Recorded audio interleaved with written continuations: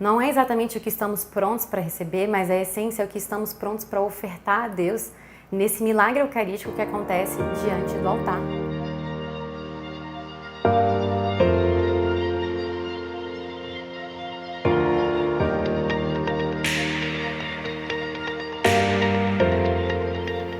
Olá, eu sou a Dai e hoje eu venho falar para vocês de qual é o sentido, por que ir à missa. Eu aposto que, assim como eu, muitos de vocês foram obrigados a ir à missa por anos. Obrigado porque estudava em colégio católico, ou porque os pais obrigavam, ou era para agradar a avó.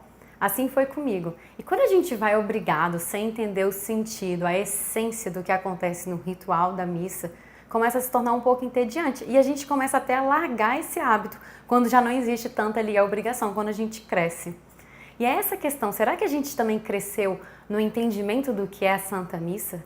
Será que a gente foi atrás para descobrir o que acontece e sair um pouco do raso, do simples ir à missa aos domingos e buscar a verdade que existe ali na nossa fé de católicos e cristãos? E é muito comum, a gente se pega muitas vezes saindo da missa e avaliando ela da seguinte forma: poxa, eu não gostei das músicas que tocou hoje na missa, ou eu não gostei de como o padre falou alguma coisa na homilia, eu não gosto desse padre. Como o banco da igreja é duro, né? Você viu aquelas crianças chorando na hora da homilia? Que chato! É muito comum a gente sair de uma missa pensando nisso. Ou então a gente ainda corre o risco de sair falando: eu não ganhei o que eu queria nessa missa, eu não recebi o que eu queria. E a grande verdade é que, com sorte, nós vamos alcançar e chegar a uma missa que nos ensine algo, que nos seja atrativa em todos os sentidos. Mas, na verdade, nós não podemos avaliar uma missa como um entretenimento.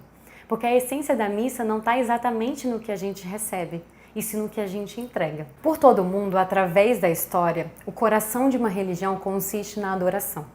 E para que aconteça a adoração, existe aí também um sacrifício. Quando estamos participando de uma missa, é exatamente isso. Não é exatamente o que estamos prontos para receber, mas a essência é o que estamos prontos para ofertar a Deus nesse milagre eucarístico que acontece diante do altar, que é a doação de Jesus Cristo, tanto como sacerdote como sacrifício. A missa é a perfeita união do Antigo Testamento com o Novo Testamento e o Apocalipse. Isso já era declarado em alguns dos primeiros concílios da Igreja Católica, mas tem um livro que retrata isso, relata de uma forma muito rica e uma leitura muito interessante. É este livro, O Banquete do Cordeiro. O autor desse livro é Scott Hahn, um americano especialista nas Sagradas Escrituras e também no Apocalipse. Logo nas primeiras páginas do livro ele fala que decidia uma missa por curiosidade. Ele era calvinista, protestante, sacerdote, e ele vai realmente só para poder tentar entender o que acontece numa missa. Senta nos últimos bancos e ele diz que abre a Bíblia dele ao lado dele para garantir que ele está ali com a Sagrada Escritura e ele vai ser fiel a ela. Só que ele de repente fala que ele não percebe mais ali, no decorrer da missa, que a Bíblia está ao lado dele, mas que sim, as passagens bíblicas acontecem na frente dele. Ele ouve Isaías, de repente os Salmos, de repente Paulo, ouve os sinos, começa a parte da consagração e ele ouve a palavra Cordeiro de Deus 4 vezes seguidas e isso leva ele até o livro do Apocalipse. E ele fala: realmente faz muito sentido o que eu estou vivendo aqui, cada palavra, cada rito dentro de uma missa. E ele deixa muito claro no livro a associação que existe, que culmina em Jesus Cristo, que começa lá no Antigo Testamento. Por exemplo, pegando dois sacrifícios, dois tipos de sacrifícios que é muito descrito no livro dos Gênesis. O primeiro de Melquisedeque e o segundo de Abraão. No sacrifício de Melquisedeque, ele é o próprio rei e sacerdote, algo um pouco curioso no Antigo Testamento. Mas essa combinação de rei e sacerdote vai se repetir também em Jesus Cristo. Melquisedeque faz um dos únicos sacrifícios que não é feito com animal. Ele faz com pão e com vinho, também anunciando o que vai vir na celebração eucarística de Jesus Cristo. O terceiro ponto do sacrifício de Melquisedeque é que ele abençoa e ele passa um pouco da missão dele para Abraão. Em Abraão, a gente tem o sacrifício do seu filho único, Isaque.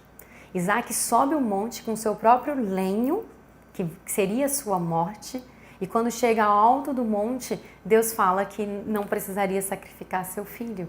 E isso também anuncia o lenho da morte da cruz de Cristo. Em Mateus capítulo 1, versículo 1, ele associa Jesus como Isaque, quando ele fala o filho de Abraão. E Abraão também fala palavras proféticas quando diz que Deus providenciará um cordeiro para o holocausto.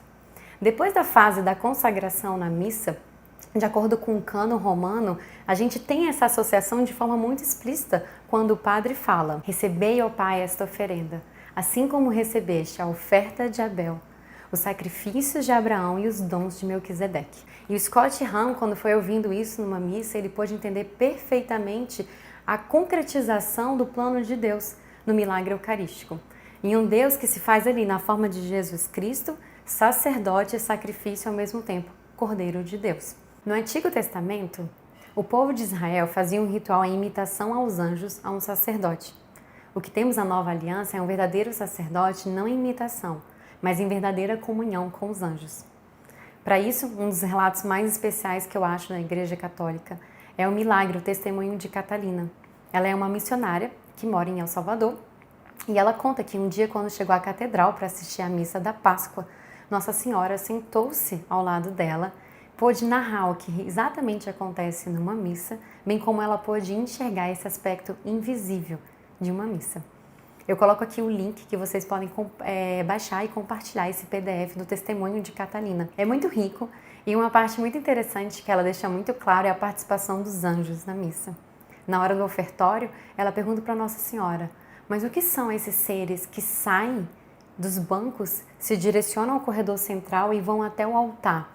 Ela falava que, de certa forma, eles flutuavam, eles tinham um semblante muito bonito, um rosto quase que feminino, e quando eles chegavam ao altar, alguns se prostravam, outros se ajoelhavam e eles iam sumindo ali na proximidade do altar.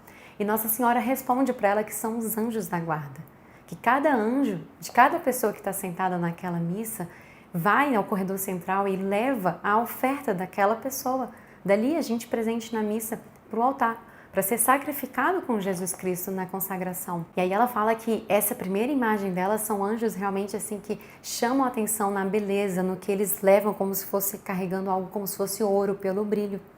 Mas na sequência começam a partir anjos um pouco entristecidos. E ela fala para Nossa Senhora: por que essa diferença? Por que esses anjos? E Nossa Senhora responde: são os anjos das pessoas que vieram sem entender o propósito da missa, que não tem nada para ofertar, que estão aqui obrigados, não estão atentos ao que a celebração realmente faz. E aí ela fala que esses anjos se aproximam, mas de uma forma completamente diferente aos primeiros anjos, que ela pôde se deslumbrar a beleza que foi eles irem até o altar com a própria oferta. São João Paulo II já dizia: a missa é o céu na terra. E São Curadás nos traz uma pergunta muito inquietante, onde ele fala: estais ali com a mesma disposição, amor e ardor que a Santíssima Virgem Maria, já que se trata do mesmo sacrifício e da mesma consumação do amor de Deus? Que Nossa Senhora nos ajude a buscar na celebração eucarística não só uma sede do amor de Deus, mas também um desejo contínuo de buscar mais ainda o amor dele.